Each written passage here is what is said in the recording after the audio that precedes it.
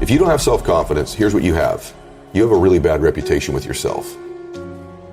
You have built a habit of not keeping the promises you make to yourself. We've all heard this before. You need to believe and know that you're one decision, one relationship, one meeting, one book, one thought, one something away from a completely different life. Here's how I built what I would call almost superhuman confidence in spite of my insecurity. Think about that. Superhuman confidence in spite of my insecurity. It's an effort play. If you don't have self-confidence, you've never kept the promises you make to yourself. Check that box. If you have self-confidence, you've started to keep the promises you make to yourself. If you want to have superhuman self-confidence, you keep the promises you make to yourself and one more. So if I'm going to get up and I'm going to work out, I'm going to do 10 reps in the gym, I do one more. Wow. If I'm going to do 45 minutes on the treadmill, I do one more. If I want to make 10 contacts in a day, I do that and one more. If I'm going to tell my daughter I love her every day, I'm going to do that and one more. Wow. Because in life, we don't get our goals, we get our standards long term. And so if your standard is one more, what starts to happen is you go, I'm willing to do things other people aren't willing to do, and I combine that I have great faith, great associations, and I intend to help people. This is a formula to build wonderful self-confidence and never lack humility when you have it. Never link your confidence to your ability. If it's predicated on your abilities or your achievements, you're always going to be chasing it. But if you link your confidence to your intentions, man, do you have beautiful intentions. And that is something I knew about me. I know I have a good heart. And all of us, we run around carrying these bags of, I'm not qualified because I made this mistake. I had this bankruptcy. This relationship didn't work. I did this thing you don't know about. I'm so ashamed of. That's why you're qualified. That's the thing that qualifies you. Yeah. The humanness in you. You are the only human being with your combination of gifts that you were given, whatever they are, and your experience. And real human beings help real human beings by being vulnerable and transparent, saying, I know where you are. I've messed up worse. I've made greater mistakes. I felt more. I know that depression. I know that anxiety. I know that shame. I know what that feels like. You're one away, one relationship, one meeting, one person, one thought away from changing your life.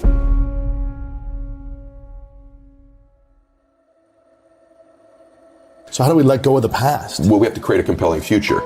In other words, you're not going to let go of one thing until you've grabbed onto the next. So you have to create a new future. You have to create a future in it. And by the way, it's okay that you don't believe all of it initially, as long as it becomes repetitive and we begin to take steps towards it, right? So for me, I still have stuff from my past. There's still a little part of me that doesn't want to be broke. There's still a little bit of fear. But you're not broke. Yeah, but you've interviewed some of the most successful actors and entertainers, so have I. And you get them privately, and sometimes on your show they go, you afraid it's going to go away? They go, yeah, I am. That's why I work so hard. So there's an element of that that's okay. It's creating this vision for your life that's compelling. Can you survive the temporary? And if you can survive the temporary, it says on the other side of temporary pain, you get introduced to your other self. And that other self produces that other life. And so here's what happens for most of us. We think everything's permanent. And because we think it's permanent, we make permanent decisions based on temporary conditions.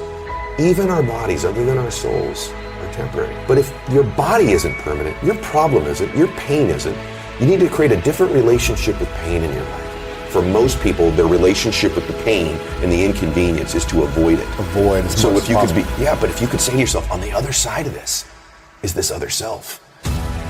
The hardest working you've ever been, the most crazy focused you've ever been, was the happiest you've ever been in your life. And the truth of the matter is that most of you don't understand the effort, the time, the focus, the obsessiveness that's required to do something great with your life.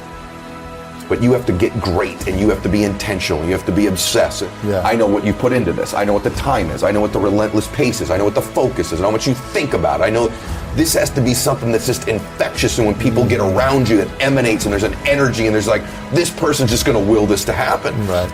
I think just most people dramatically underestimate the amount of obsessive, crazy, relentless focus it takes to be great at something. Yes. And then they go, well, I don't want to be that out of balance or control. Then you don't want to be great.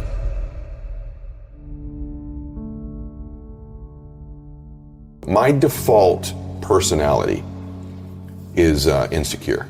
Even today? Even today. Come on. Very much. Really? Very much. How is that default? You wake up and you say, I'm a nobody, or what? What's the I story? lack this. I'm fooling everybody. Really? If they really knew, I've always tried to disqualify myself. I was bullied as a kid. My dad was an alcoholic. I wasn't a real big guy. I disqualify myself because, the truth is that maybe for a while, everything that I got that was love when I was a child only came when I achieved something. I wasn't good in school. The only thing I was good at was sports. So my default is tons of insecurity. I love to beat myself up with mistakes I've made. I did this, I did that, I should have done this, I didn't do that. And I've always thought these mistakes, these weaknesses of mine, disqualify me from being happy or helping people. The confidence part is the thing I'm always going to have to work on. Even today, even with all the success and the massive show and the big businesses and all the homes and everything that people see. Yeah. What else do you need though to feel more confident? I don't need other things. It's an internal game. The stuff is really fleeting and temporary. So it's not stuff. What needs to happen for me is that I'm most confident when I'm living in my intention, which is to serve. Like, that's a beautiful expression of a man. A real man is capable of real love. Yeah. That's a sign of real strength. And what we do is we gravitate towards the familiar emotions in our life, even if they're not ones that serve us. And I don't think there's negative or positive emotions. I say this in the book. There just are. Yes. Fear isn't negative. Fear in abundance is negative. Some frustration, some anger is appropriate. It's to the dosage level. And we get these 4 or 5.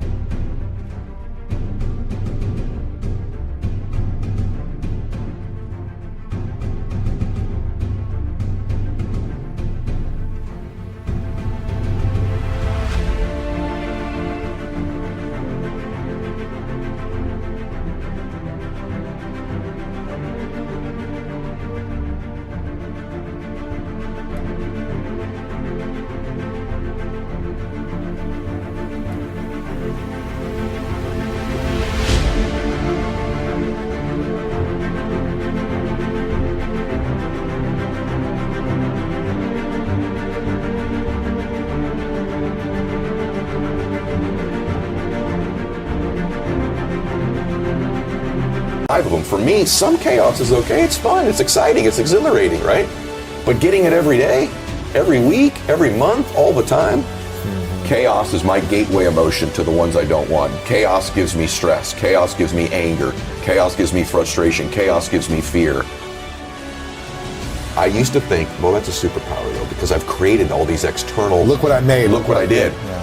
And I'm doing it because of that. The truth is I did it in spite of it. You did. And there's a lot of things in our lives that we have linked to our formula, our recipe of success that we hold on to, that you've done in spite of those things, not because of those things.